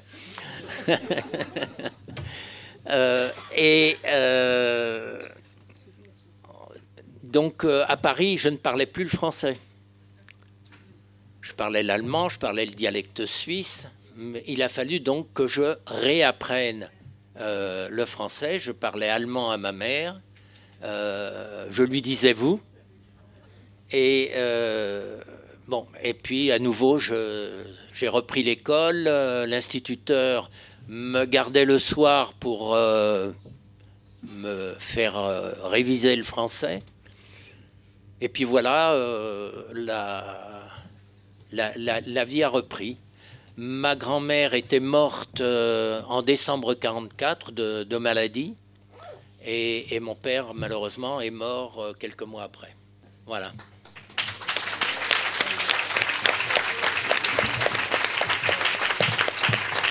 Alors justement, on va peut-être poser des questions à Isidore, qui était donc votre voisin de compartiment, si j'ai bien compris. Oui. Peut-être pouvez nous dire, justement, vous êtes né en mai 1934. Exact. Vous viviez à Paris. Exact. Alors peut-être nous dire rapidement comment, voilà, à quoi ressemblait votre vie juste avant la guerre et comment vous avez compris, voilà, que la guerre surgissait dans votre quotidien. Alors je l'ai compris parce que je l'ai vu. Ceci étant, je voudrais un petit peu revenir en arrière. Mais mon père est un immigré de Pologne. Ma mère également. Mon père est arrivé en 1926, ma mère un peu plus tard. Il venait d'une ville qui s'appelle pour les Juifs Lodz en Pologne. Pour les Polonais, ça s'appelle Fouf ou quelque chose comme ça. Je dis c'est une ville en Pologne parce que je ne sais pas si, dans les polémiques qu'il y a à l'heure actuelle, on peut considérer que c'est une ville en Pologne ou une ville polonaise. Étant donné qu'à Lodz, il y avait un tiers de la population était allemande, un tiers de la population était juive et l'autre tiers était polonais. Voilà, alors c'était une grosse ville industrielle. C'était comme chez les juifs de ce coin-là, il y avait pas mal d'enfants. Du côté de mon père, ils étaient 9. J'ai essayé de ne pas faire d'erreur. Il y en a 4 qui se trouvaient à Paris à la déclaration de la guerre. Donc il y en avait 5 autres qui étaient en Pologne. Les 4 de Paris, mon père et 3 sœurs, donc mon père et 2 sœurs ont survécu, et une des sœurs a été déportée, elle a été arrêtée dans le 10e arrondissement de Paris, on ne va pas rentrer dans les détails. Du côté de la Pologne, bien sûr, on n'a plus revenu personne, sauf un frère, le plus jeune frère, qui a vécu toute l'occupation, qui était dans le ghetto de Lodz, jusqu'à la liquidation du ghetto de Lodz, lequel ghetto a été, quand il a été liquidé, ils ont été emmenés à Auschwitz. Et comme c'était parmi les derniers arrivants et qu'il était jeune, il a survécu et on l'a vu arriver à Paris. Après la guerre. Alors parmi un des frères quand même que j'ai pas cité parce que ça va vous mettre le contexte. Un des frères de Pologne, lui, est venu en 1938 en France et je m'en rappelle. J'avais donc 4 ans. Il est venu en 1938 pour passer quelques semaines, je ne sais pas combien, et aller se faire tuer sur le Guadalquivir en Espagne au moment de la guerre espagnole. Ça, c'était du côté de mon père. Du côté de ma mère, c'est un peu plus flou, parce que c'était un peu plus compliqué. Donc, ma mère, qui est arrivée en 26, en 27, je pense, il y avait à Paris, il y avait elle, 2 sœurs et un frère. Une des sœurs était une femme seule, son mari s'était suicidé, je ne sais pas pourquoi, on a dit que c'était par la crainte des événements qui allaient suivre, c'est pas improbable, et il a peut-être bien fait, parce que sa femme, donc ma tante, et ma cousine, qu'on appelait la petite Alice, qui habitait pas très loin de chez moi, ont été arrêtés le 16 juillet 1942, et on les a jamais revus. Il reste dans le mémorial, là, une photo de cette petite fille que vous verrez tout à l'heure, qui avait 11 ans et qui était ma petite copine. Donc, alors, le frère aussi, alors lui, il a été arrêté au moment de ce qu'on a appelé la rafle du billet vert, dont on n'a pas beaucoup parlé ici, c'était en 1941, et il a été à Bonne-la-Rolande, et il a été déporté ensuite à Drancy, il a disparu. Voilà un peu le contexte. Alors voilà, vous avez dit tout à l'heure, mais de quoi vous vous rappelez? Moi, je n'ai pas la mémoire de Dédé, et je suis pas loin de l'Alzheimer, mais enfin, j'ai quand même un certain nombre. La première chose que je me rappelle, c'est que j'ai vu arriver les Allemands à Paris. J'ai vu arriver les Allemands à Paris, l'armée allemande qui est descendue la rue Lafayette, nous habitions près de la gare de l'Est, donc c'était tout près. je me rappelle que les volets de l'appartement étaient fermés, nous habitions rue de Chabrol, et il y a quelqu'un qui est venu et qui a dit « ça y est, ils sont là ». Et « ça y est, ils sont là », c'était déjà quelque chose qui était très marquant. Alors ensuite de ça, parmi les autres souvenirs, je parlais de la rafle du billet vert. Pardon. Je parlais de la rafle du billet vert. Vous savez que le billet vert, c'était uniquement les hommes étrangers, juifs étrangers, qui étaient convoqués. Alors je me souviens parfaitement que quand les hommes ont reçu ces billets verts, ils se sont... Nous avions un appartement et j'avais un oncle qui reviendra un peu plus tard dans l'histoire, si on me laisse le temps. Oui, non, mais Pauline, elle m'a dit, il faut recommencer à ma grand-mère. Alors, vous voyez, c'est...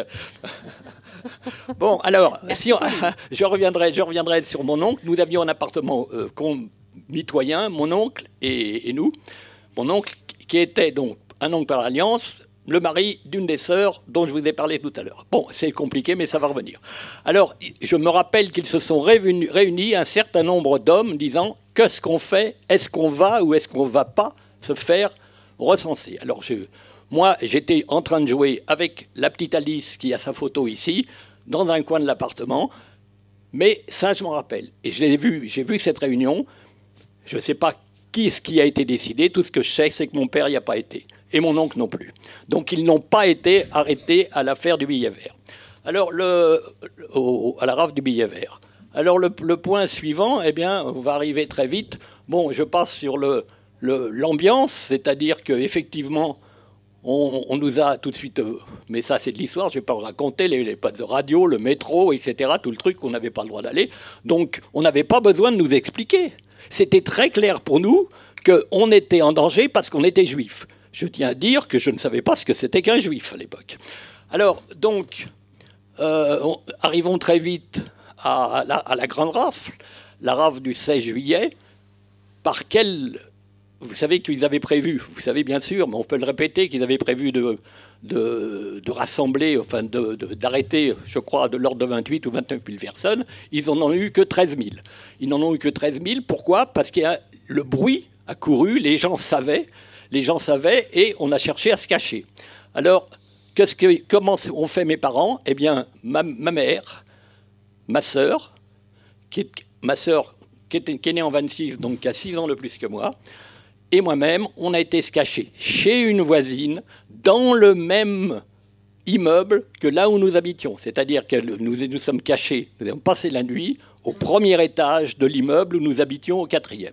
Le matin, à 5 h du matin, 6 h du matin, j'ai entendu la police monter, et ça, je m'en rappelle. Après, je me rappelle, il y a des tas de choses dont je ne me rappelle plus.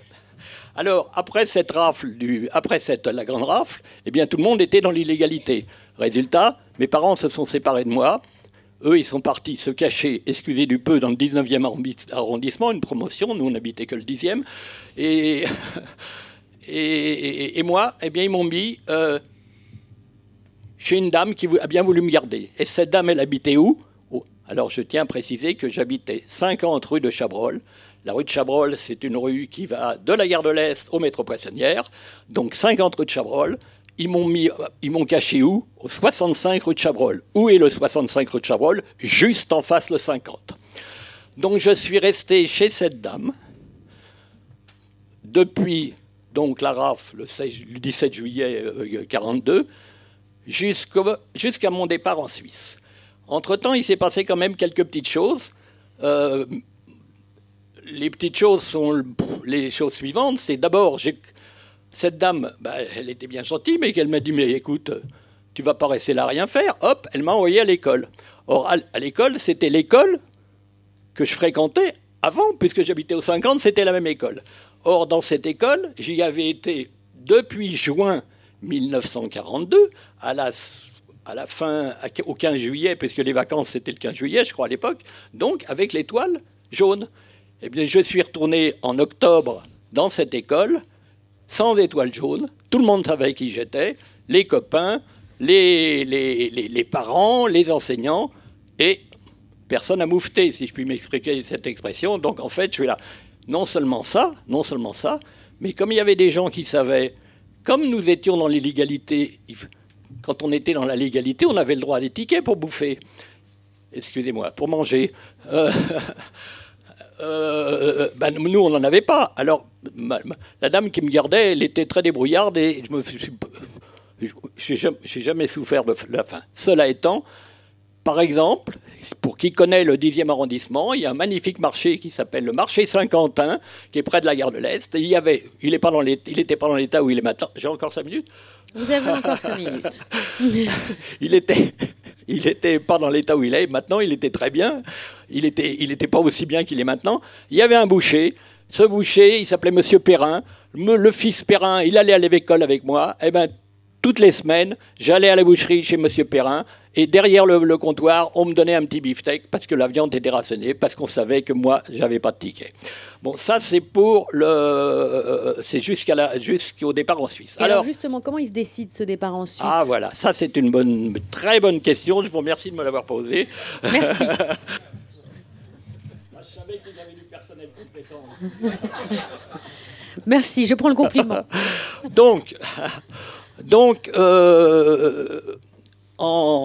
Comme je vous l'ai dit, donc, je suis retourné à l'école en septembre 42. Et j'ai continué à y aller jusqu'à décembre 43, ce qui est quand même assez étonnant quand on pense à la situation. Entre-temps, mes parents habitaient donc, je vous ai dit, dans le 19e. Entre-temps, ma mère a été arrêtée. Ma mère a arrêté et moi, je ne l'ai pas su. Mais eux, ils le savaient. Hein. Ma sœur et mon père le savaient, bien sûr. Et ils ont pris un peu peur, peut-être même beaucoup peur. Et la première chose, c'est que je n'ai plus été à l'école. On m'a dit non, ça s'est passé dans mon dos. Hein. Moi, j'avais 8 ans. Hein. Non, tu ne vas plus aller à l'école, c'est embêtant. Donc de décembre 43 à avril 44, je me suis enquiquiné comme un rat mort. J'ai oublié de vous dire que la dame en question, elle était concierge, donc c'était la loge, c'était bien, on voyait du monde. Mais enfin, j'ai jamais autant lu de ma vie. Je suis devenu un semi-intellectuel grâce à cette période-là. Donc, quoi qu'il en soit, Ah non, je vais arrêter. Hein. Oh bah non. Non, mais après ils vont dire qu'est-ce que c'est que ce clown que vous avez invité. Alors, non, vous allez en Suisse. Allez en Suisse. Alors non, mais attendez, j'y vais, mais justement, j'y vais. Alors on décide, il a été décidé de m'envoyer en Suisse. Comme l'a dit Dédé, alors moi je dis il, je ne sais pas. Et je ne sais pas comment ça s'est fait. Je sais comment ça s'est fait puisqu'y j'étais, mais je ne sais pas comment ça s'est décidé. Un jour, ma sœur m'a pris par la main. Alors, je tiens à préciser que j'avais donc 10 ans. Ma sœur a 6 ans de plus que moi. Donc, c'était une jeune fille de 16 ans. M'a pris par la main. Et c'est elle était une jolie blonde. Elle n'est pas là aujourd'hui, c'est dommage.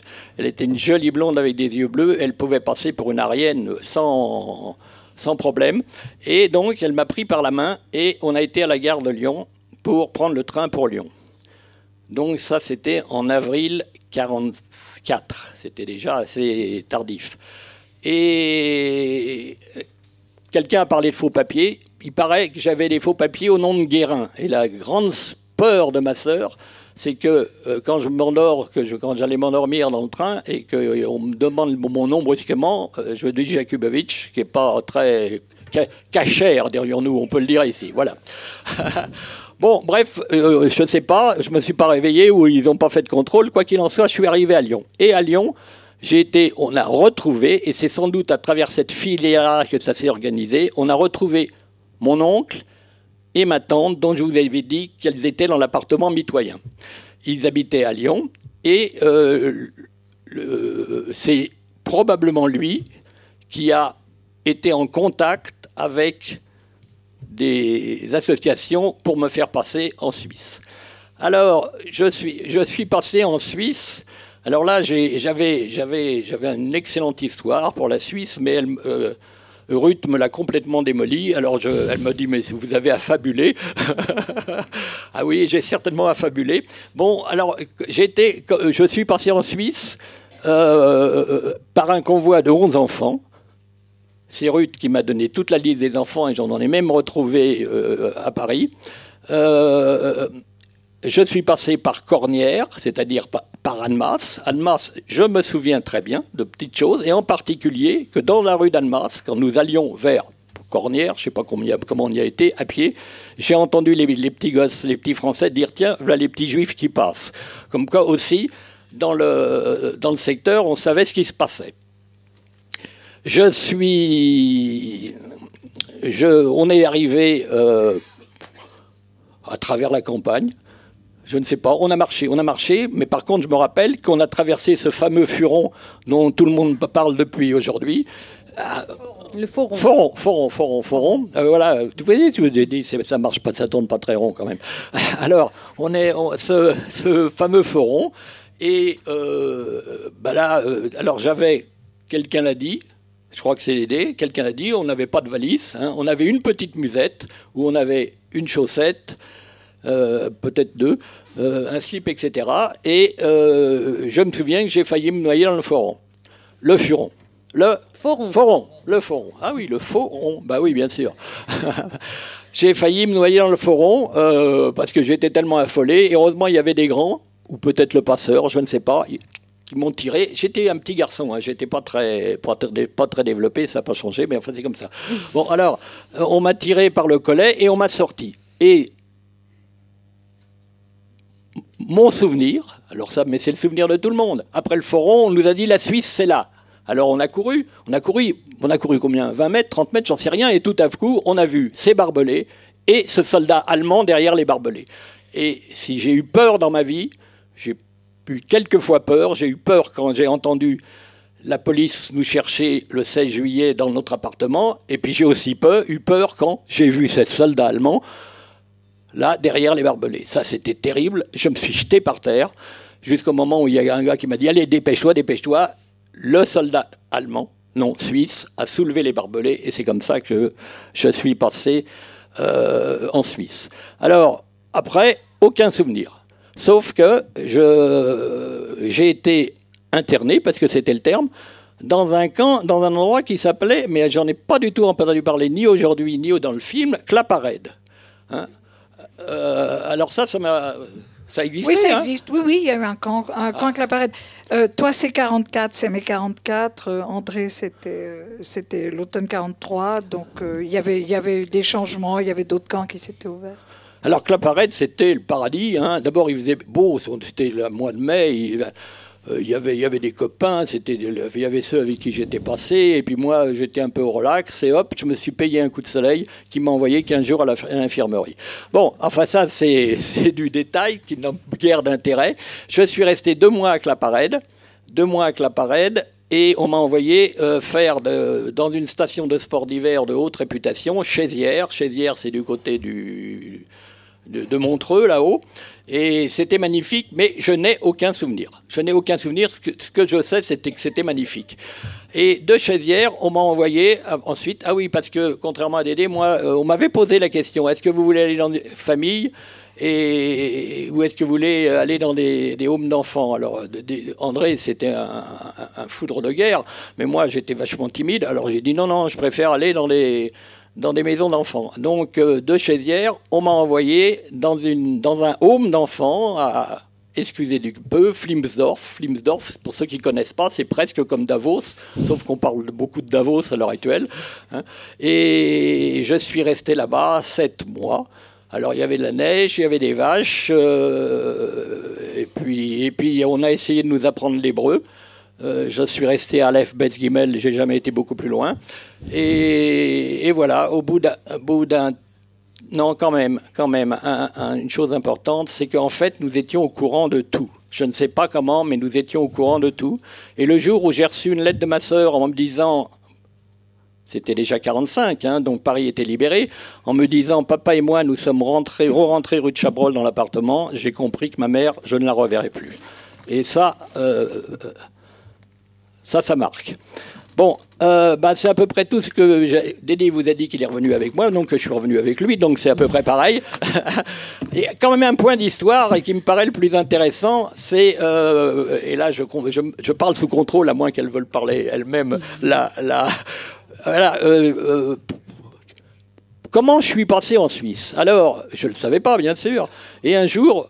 toujours André, parce que lui, c'est un foudre. Il a été chercher les papiers en Suisse, il les a ramenés, il m'a dit voilà tes papiers, comment t'es passé en Suisse. Alors j'ai lu que j'avais été passé par une association qui s'appelait, écoutez bien, la Sainte Famille. Ça jette, hein. Les sœurs de la Sainte Famille. Les sœurs de la Sainte Famille. Ah, moi, j'ai que la Sainte Famille. Les sœurs de la Sainte Famille. Alors ça, c'est quand même un truc mystérieux. On s'en est pas mal... Enfin, j'ai écouté tout ce que me disait Ruth là-dessus. Il semble, d'après Ruth, qu'il n'y a pas d'autre convoi qui ait eu cet honneur de passer grâce à la Sainte Famille. C'est le seul. Alors, ça pose deux problèmes.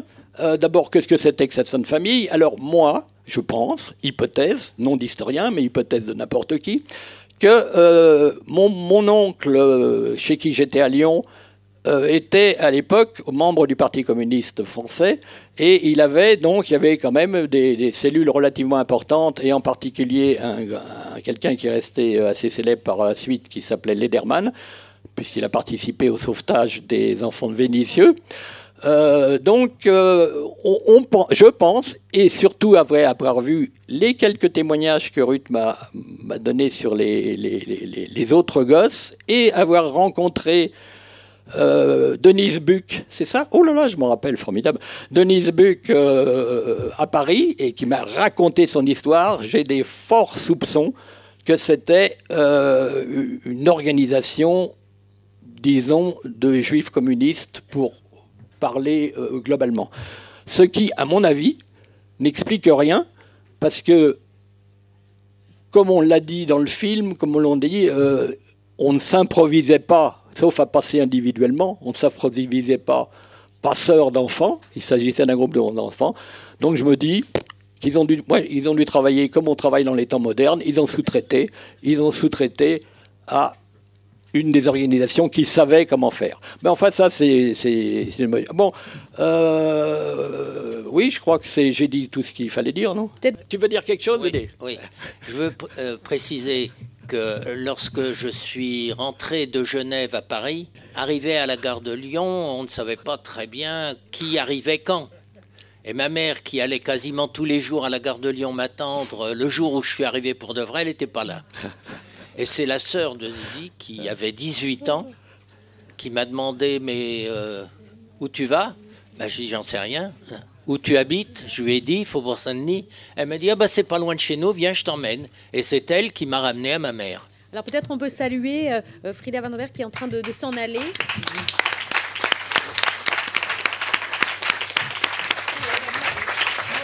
Alors Rosette Tasma Villeblad, donc vous aussi, vous êtes née à Paris, vous êtes née en 1933. Peut-être pouvez nous dire aussi à quel moment vous avez senti le vent tourner, la guerre arriver, l'atmosphère s'alourdir autour de vous.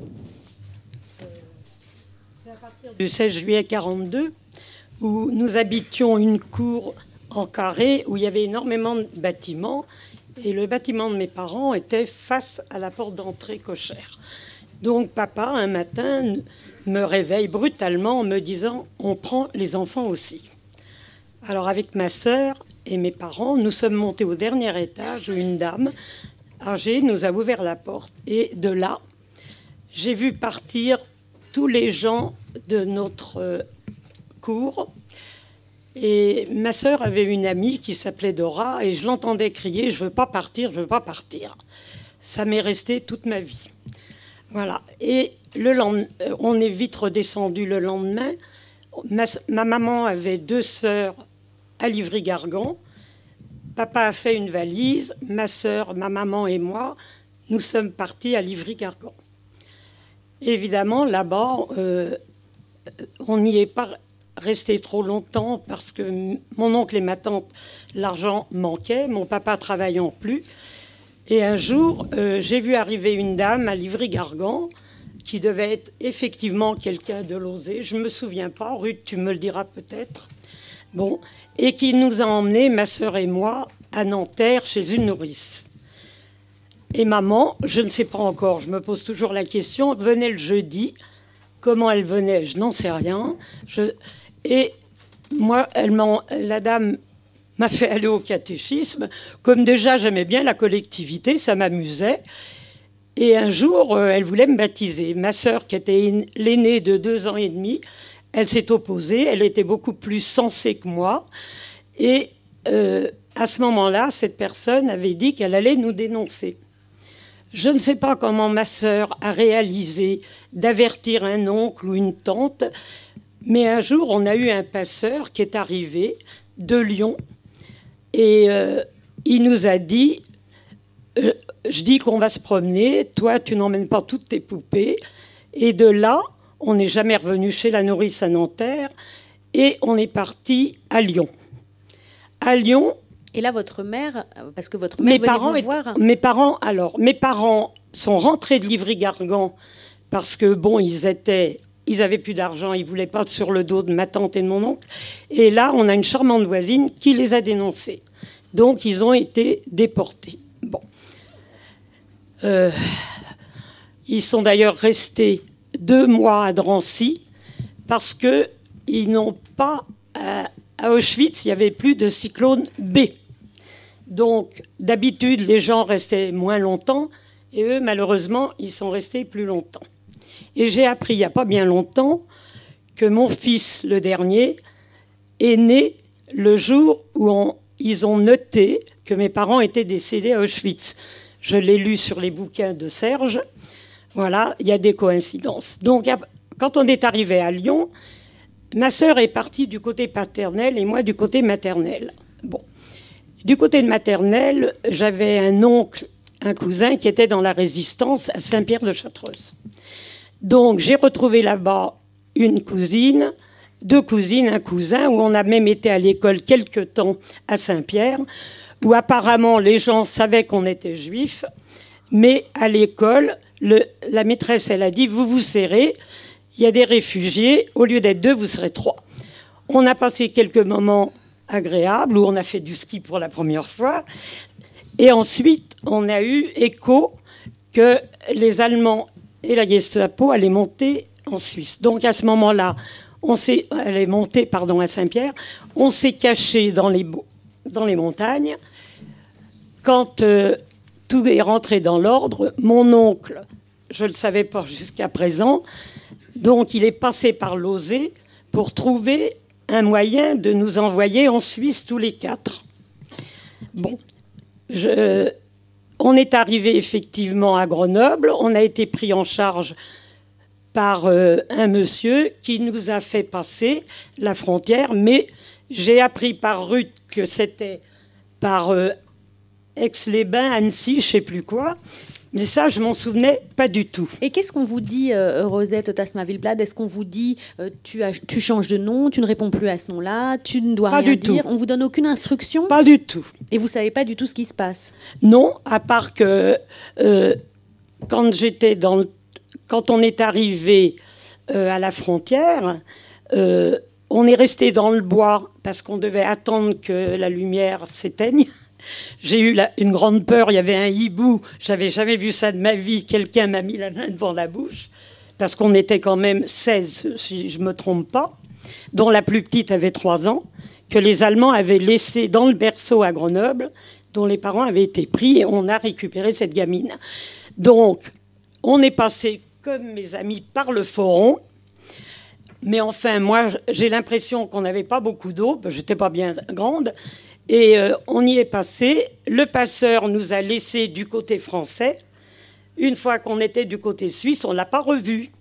Et là, on a attendu très tôt le matin, dans le froid. Et effectivement, quand j'ai entendu que ça parlait allemand, je dis à l'aîné qui avait 16 ans, je dis « Tu crois qu'ils vont nous fusiller ?» Il m'avait répondu « Tu le verras bien. » Bon.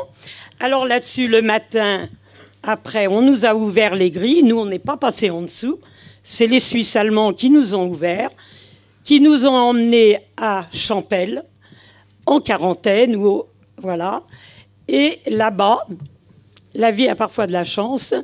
À Champel, mon cousin, mes cousines, tout le monde a été rasé. Et on dormait dans la paille, évidemment. Et le directeur, quand il a lu mon nom, il me demande si je suis la fille à Paul. Je lui dis oui. Il m'a mis sur le côté. C'était un ami de jeunesse de mon père à Londres.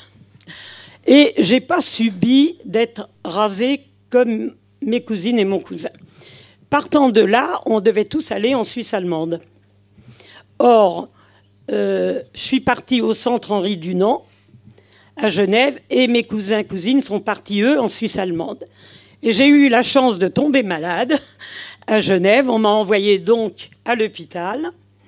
Et là-bas, la même histoire qu'Isidore, ou toi, je ne sais plus, l'un ou l'autre, j'ai rencontré une petite fille qui me parlait. Et comme les parents mettaient des friandises sur le bord, alors voyant exactement que j'ai rien eu, ils sont venus m'amener visite, comme personne venait vous rendre visite. Voilà, exactement. Et un jour, la petite fille à l'intérieur me dit « Est-ce que tu veux venir chez mes parents ?» Je lui dis « Oui ». Bon, entre-temps, à l'hôpital, il y a eu un médecin juif qui savait que j'étais enfant de déporté et qui s'est occupé de moi durant tout le séjour avant qu'il reparte en Israël. Et il voulait m'emmener. Mais moi, je lui ai dit non, j'ai ma sœur en France, je veux retrouver ma sœur. Voilà. Alors, ça a été le parcours identique par le Foron, etc. Ensuite, je suis partie à Grenoble. Et là, je crois que ça a été plus compliqué parce que dans le train, ma tante, qui avait un accent merveilleux, elle m'avait dit je m'assois en face de toi. Si on arrive à Grenoble et que tu vois la Gestapo, tu descends du train, tu vas jusqu'à la sortie, et de là, tu verras ton oncle devant un autocar, il montera au dernier moment dans le car et tu le suivras. Bon, on a eu la chance, effectivement, et rentré la Gestapo dans le train. C'était un monsieur qui me semblait pas plus loin qu'une trentaine d'années. Il a regardé la carte d'identité à ma tante, il a regardé la mienne successivement. À un moment donné, il a rendu la carte, il lui a remercié et on est descendu sur le quai. C'était la première chance. Et ensuite, sur le quai, je suis passée devant. Ma tante était derrière. Elle ne voulait pas que je sois à côté d'elle. Et là, je comprenais tout d'un coup que j'avais un danger énorme. Et arrivé au bout, eh ben, mon oncle était près du car. Ma tante était derrière moi. On est monté dans le car et on est parti à Saint-Pierre-de-Chartreuse. Voilà. Et là-bas, j'ai retrouvé un petit village sympathique qui, moi, habitant Paris, c'était pas du tout le même style. Et où, d'ailleurs, j'ai retrouvé les gens de l'école il n'y a pas longtemps où j'ai été tourner un film. Et vraiment, j'ai trouvé que cette vie un peu communautaire dans un petit village, c'était très sympa. Et là, j'ai quand même appris qu'il y avait énormément de Juifs qui se cachaient à Saint-Pierre-de-Chartreuse. Or, moi, je pensais qu'il y avait 3 ou 4 familles. Voilà. Et de là, on est parti en Suisse. Et ensuite, de la Suisse, pareil, j'ai été dans une famille extraordinaire avec qui j'ai encore les contacts, qui ont été des gens très humains, des gens catholiques pratiquants qui m'emmenaient de force le dimanche au cours d'hébreu. Voilà. Et ils me disaient, parce qu'on est catholique, tu vas aller à tes cours d'hébreu. Voilà. J'ai eu, dans mon malheur, beaucoup de chance. Après, il y a un petit jeune homme qui est venu dans la classe annoncer que la guerre était finie. Et là, je me suis mis à sangloter et le maître a dit, raccompagner Rosette. Dire pourquoi j'ai pleuré, je n'en sais rien, parce que je ne savais pas encore si mes parents étaient morts ou pas. J'ai eu cette réaction, voilà. Et ensuite, il voulait m'adopter, et moi j'aurais dit non, j'ai ma sœur en France, je veux retrouver ma sœur. Et je suis rentrée par le train de la Croix-Rouge, qui nous ont amenés jusqu'à la gare de Lyon, où ma tante, où j'ai été cachée à Saint-Pierre-de-Chartreuse, m'attendait pour m'emmener avec ses enfants chez elle à Livry-Gargan. Et là, j'ai retrouvé ma sœur. J'ai eu du mal à la reconnaître. Bon, on avait changé toutes les deux. Ma sœur est restée vive chez la tante, une des 2 sœurs de maman. Et moi, j'y étais pas très bien. Bon, j'ai un peu burlingué pour me retrouver dans un foyer d'orphelins de la CCE, où j'ai passé le restant avant de rentrer dans la vie. Voilà. Mais bon, dans mon malheur, j'ai peut-être eu beaucoup de chance. C'est que j'ai trouvé des gens extraordinaires, mais malheureusement, j'avais perdu mes parents. Mais j'ai quand même retrouvé ma sœur, c'était important. Merci beaucoup. Ruth Tuva-Silberman, vous avez quelques commentaires et quelques mais ajouts à faire. Juste sur le passage en Suisse de Rosette, Au fond, je ne sais pas si tu sais, c'était pas l'OSE, c'était le mouvement de la jeunesse sioniste qui s'est occupé de toi et qui a fait l'évacuation de, je pense, tous les enfants juifs de Saint-Pierre de Chartreuse. Ils étaient 9 enfants de Saint-Pierre de Chartreuse dans ton groupe, toi, tes 3 cousins et quelques autres enfants. Donc c'était un convoi de 18 enfants. Et il a été convoyé par une dame qui s'appelait Fanny de Saint-Pierre de Chartreuse à Grenoble. Je ne sais pas qui c'est, je ne l'ai pas identifié. Mais de Grenoble à Aix-les-Bains, il a été convoyé par une femme qui se faisait appeler Thérèse. Eh bien, Thérèse, je crois que c'est Frida Wattenberg. Elle est malheureusement partie. Je suis à peu près sûre que c'était l'un des convois que Frida Wattenberg a convoyé. Exactement. Et d'Aix-les-Bains à la frontière genevoise, est-ce que tu sais qui est l'organisatrice de ton passage ? Eh bien, c'est Marianne Cohn. Oui, c'est Marianne Cohn. C'est un des convois de Marianne Cohn. C'est très exactement le 3e convoi de Marianne Cohn sur 9. C'est au 9e qu'elle se fait arrêter avec 32 enfants. Voilà, je voulais pas juste ajouter ces compléments. Précise qu'elle a été guillotinée. Non, Marianne Cohn a été torturée, violée, torturée et assassinée par le SD d'Annemasse. Et on a retrouvé son corps dans une fosse quelque temps plus tard. Voilà. Voilà, merci beaucoup à tous les 3.